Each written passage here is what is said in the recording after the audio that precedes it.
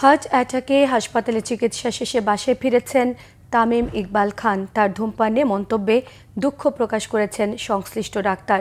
গত সোমবার বিকেএসপিতে মোহামেডানের হয়ে শাইনপুকুরের বিপক্ষে ম্যাচ খেলতে গিয়ে অসুস্থ বোধ করেন তামিম।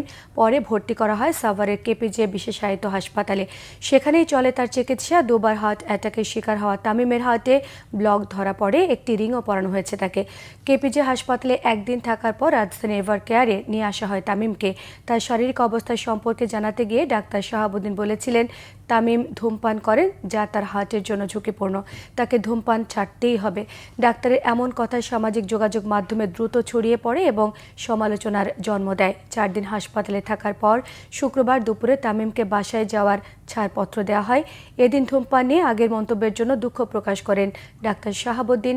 তিনি জানান, স্বাভাবিক জীবনে ফিরতে অন্তত 3 মাস সময় লাগবে তামিম ইকবালের। বাসায় থাকতে হবে বিশ্রামে, কিছু বিধি নিষেধও মেনে চলতে হবে তামিম ইকবালকে।